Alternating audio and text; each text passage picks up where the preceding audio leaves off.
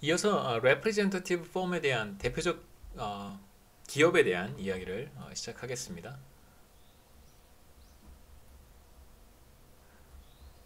경제 내에는 사실 무수히 많은 기업들이 있고요. 기업들의 차이도 상당합니다. 어떤 기업은 규모가 크고 어떤 기업은 규모가 작고, 그래서 이제 기업의 규모라고 하면 대체로 이제 그 얼마나 많은 레이버를 고용하고 있느냐로 이제 평가 측정하는 경우가 있는데요.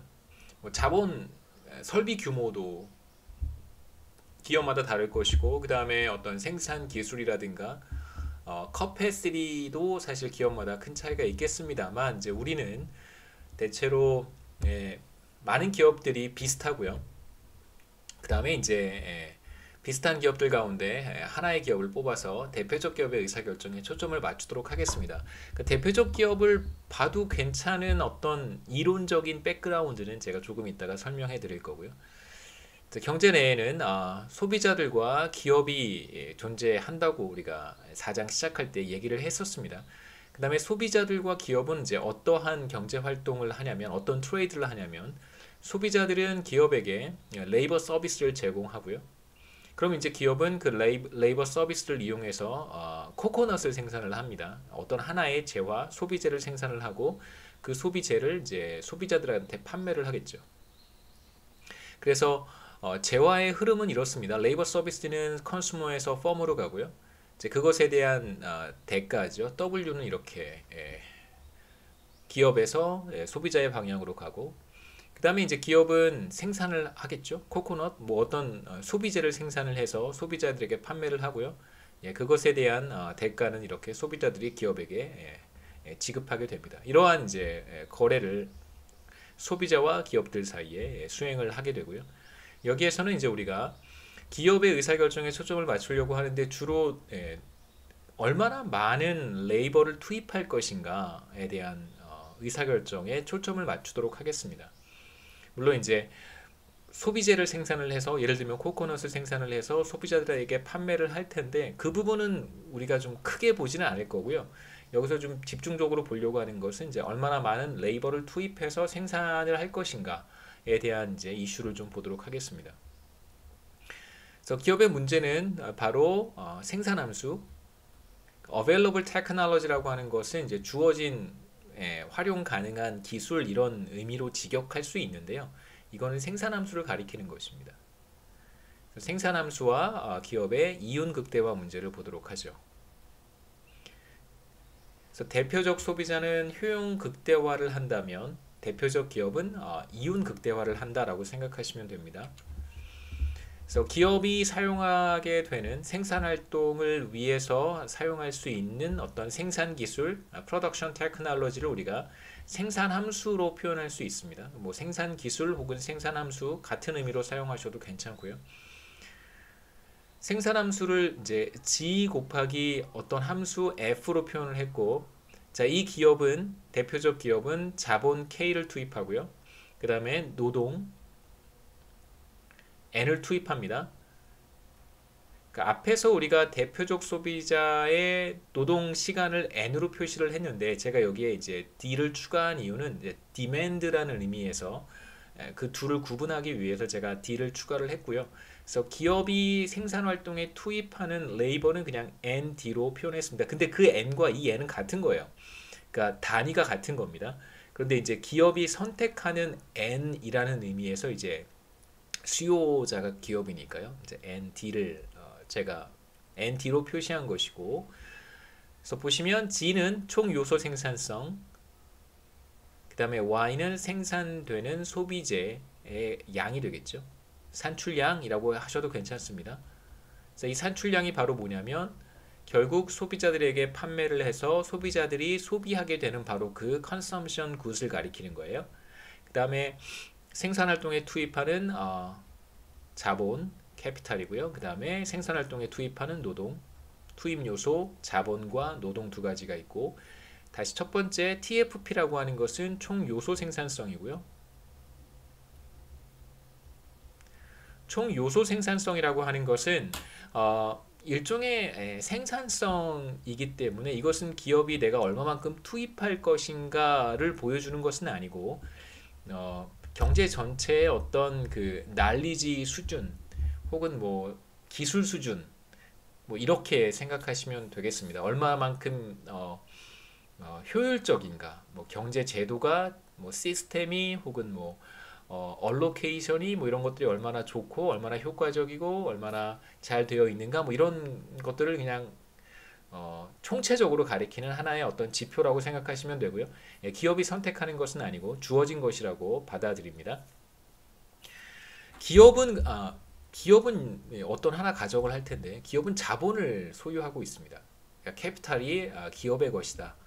그러니까 보통 문제가 조금 더 복잡해진다면 소비자들이 캐피탈을 가지고 있어요. 컴퓨터라든가 설비라든가 이런 것들을 사실상 소비자들이 가지고 있고 사실 지분을 가지고 있는 거죠. 그것을 기업에게 빌려주고 그것에 대한 사용료를 받는다라고 이제 전제할 수도 있는데 그러면 굉장히 복잡해지니까 자본을 소유하고 있는 주체는 바로 기업이다. 그래서 기업이 K를 가지고 있습니다. 그래서 기업은 이 K를 뭐 다른 누군가한테 빌려줄 수도 없고요. 뭐 이거를 뭐 팔아서 현금화하기도 좀 그렇고 뭐 이런 것이다라고 한번 가정해 보죠. 그다음에 이제 K는 고정 투입 요소입니다. fixed input이고요. 고정 투입 요소에 대응되는 개념이 이제 가변 투입 요소겠죠. variable input인데 우리가 지금 두 가지 인풋을 보고 있습니다.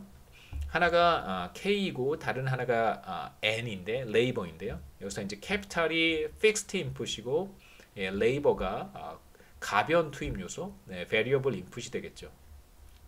그 다음에 이제 한계 생산에 대한 개념을 여러분들께 말씀을 드려야 되는데 대부분 여러 차례 들어서 미시경제학이든 뭐 거시경제학이든 다 들어서 알고 계실 거라고 생각하고요. 한계 생산이라고 하는 것은 투입 요소를 그것이 뭐 노동이든 자본이든 투입 요소를 한 단위 추가했을 때 한 단위 늘렸을 때 추가로 생산하는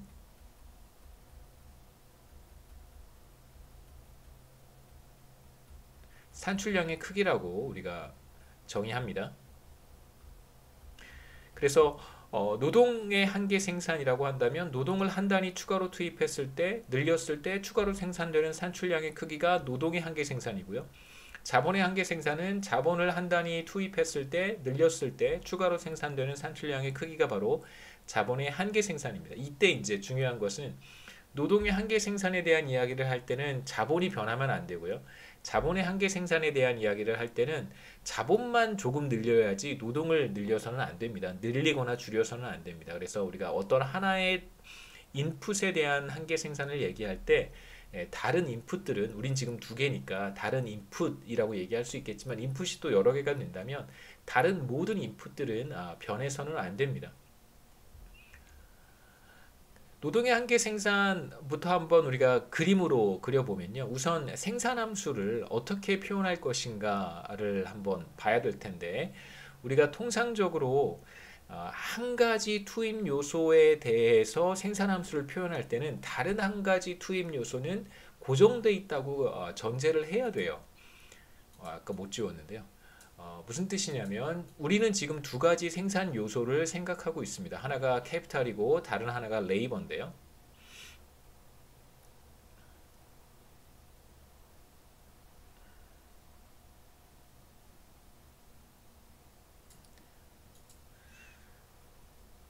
우리가 생산함수를 이렇게 그래프로 표현을 할 때 이쪽에 노동을 표시하고 싶어요. 기업이 얼마만큼의 노동을 투입하는가 이제 이러한 관계 그러니까 N이 변할 때 산출량 Y는 코코넛의 생산을 얼마나 변하는가를 표시하고 싶은데 지금 우리 이그젬플에서는 또 다른 인풋이 존재합니다. K라고 하는 인풋이 존재를 해요. 그러니까 N을 변화시킬 때 Y가 어떻게 변하는가를 보고 싶잖아요. 생산함수로부터. 그럴 때 이제 반드시 해야 되는 작업은 K를 일정하게 유지해야 됩니다. K가 막 변하면 안 돼요. 그러니까 N과 Y 사이의 관계를 보고 싶은 것이기 때문에 이때 이제 K는 고정시켜야 되고요. 그러니까 K가 고정되어 있을 때 N과 Y 사이의 관계를 우리가 보통 이렇게 표현을 합니다.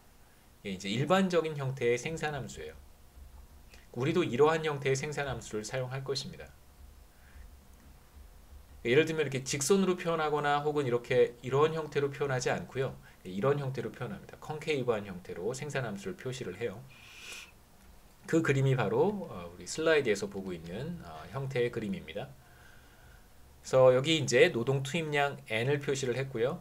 세로축에 산출량의 크기, 뭐 예를 들면 코코넛, 여기에서 이제 K는 고정되어 있습니다.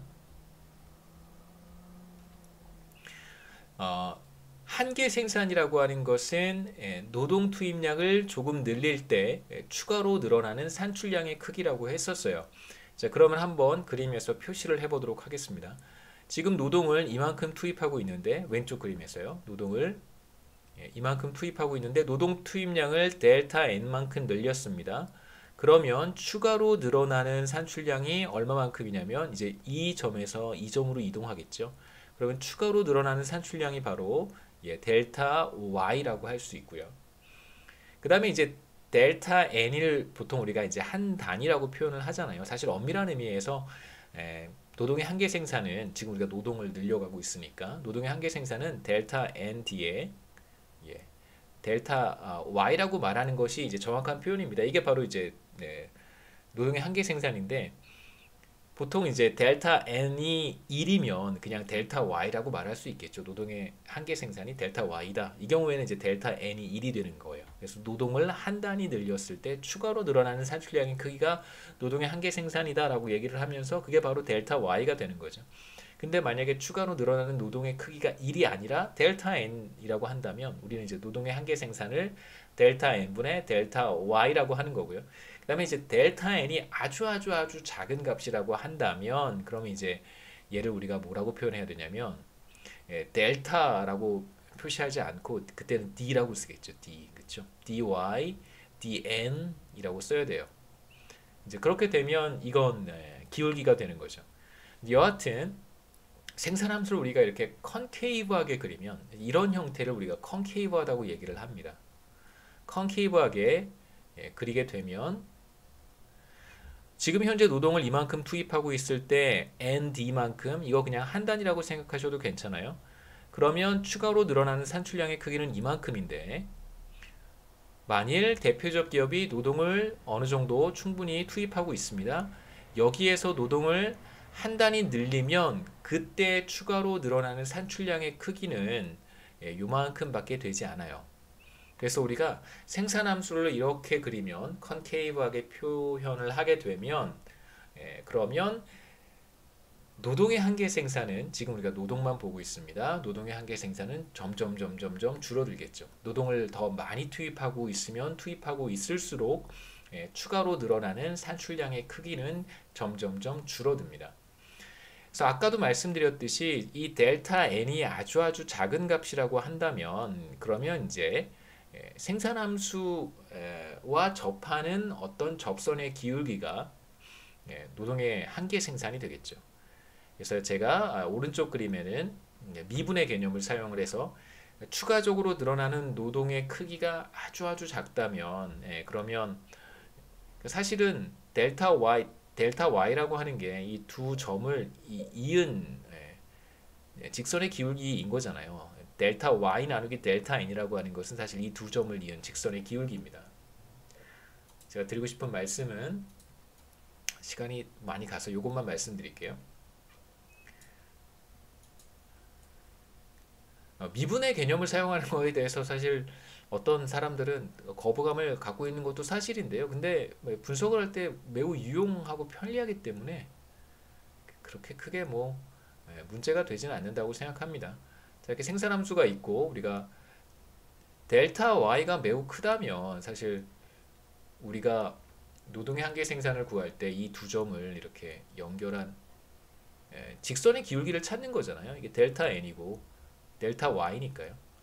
그래서 가로축의 증가분 분의 세로축의 증가분이 바로 기울기가 되고 우리가 지금 찾는 것은 이 두 점을 연결한 직선의 기울기를 찾은 것이고 그게 지금 노동의 한계 생산 MPL이다. Marginal Product of Labor다라고 얘기를 하고 있는 것입니다. 근데 만약에 이 델타 N이 아주 작아진다면 그럼 어떻게 될까? 그러면 어떻게 될까요? 그림을 다시 그려보면 델타 n이 아주 작아진다면 이렇게 가는 거죠. 이렇게 아주 작아지는 겁니다. 그럼 사실 이 두 점의 이 두 점을 연결하는 직선의 기울기를 찾는 게 되고요. 다시 이 델타 n이 더 작아진다면 그러면 사실 거의 구분하기 어려운 두 점, 한 점과 이 두 점이 거의 겹치는 상황이 되겠죠, 그렇죠? 한 점과 두 이렇게 떨어져 있는 상황이 아니고 이 두 점이 거의 이렇게 같은 상태. 그러니까 사실 결국은 한 점에서 접선의 기울기를 찾는 것과 같은 문제가 되는 것입니다. 그래서 델타 n이 아주 작다면, 그러니까 추가적으로 늘어나는 노동의 크기가 노동 투입량이 아주 작다면 우리는 그냥 생산함수 상의 한 점에서 접선의 기울기를 노동의 한계 생산이라고 얘기할 수 있다는 것이죠. 그래서 이 점에서 이제 우리가 노동의 한계 생산을 표현할 수 있습니다. 바로 이 점과 접하는 접선의 기울기가 되는 것이죠. 이게 바로 노동의 한계 생산입니다. 자본의 한계 생산도 우리가 똑같이 얘기할 수 있어요. N 대신에 K를 쓰고요. 그렇죠? 그 다음에 이제 이 경우에 생산함수를 그린다면 아까도 말씀드렸듯이 L에 대해서 그릴 때 K는 고정되어 있고요. K에 대해서 그림을 그린다면 이제 L이 고정되어 있어야겠죠. 그 다음에 이걸 이렇게 지워놓고 MPK라고 쓰면 되겠습니다. Marginal Product of Capital. 생산함수에 대한 이야기는 다음 시간에 또 계속해서 이어서 말씀드릴 거고요.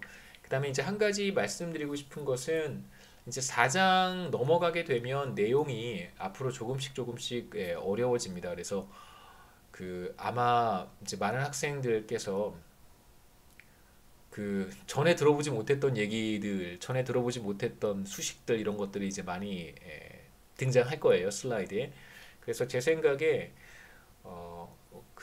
오피스 아워를 사실 수요일에 오피스 아워를 우리가 갖기로 했는데 제가 줌이라든가 뭐 여러 가지 SNS 실시간 커뮤니케이션을 할 수 있는 그런 장치를 사용을 해서 예를 들면 이런 거죠. 줌을 제가 열어 놓겠습니다.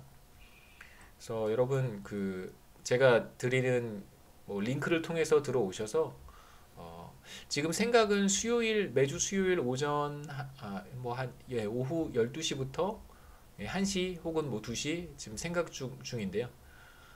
요 시간대에 제 면담 시간이 이때니까 오피스 아워를 가지려고 합니다.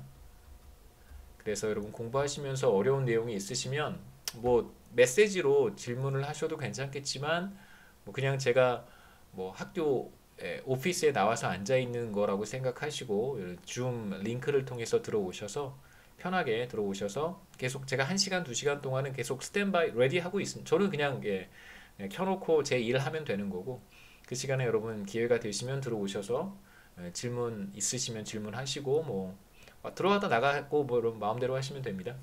지금 그렇게 이제 오피스 아워를 운영하려고 계획하고 있으니까요. 뭔가 이렇게 계획이 구체화되면 제가 여러분들께 노티스를 드리도록 하겠습니다. 그 다음에 시험 관련해서는 지금 중간 시험은 온라인으로 진행할 거고요. 중간 시험 형태는 객관식 온라인으로 객관식 온라인으로 진행을 할 것이고 온라인 테스트 해야 되고요. 그 다음에 이제 기말 시험은 학교 측에서 날짜를 정해 준다고 했었는데요. 학기 시작하기 직전에. 앞으로 어떻게 될지는 저도 사실 예상하기 굉장히 어렵습니다. 기말 시험에 대한 이야기는 아마 기말 시험쯤 돼서 학교에서 이야기를 할 것 같은데요.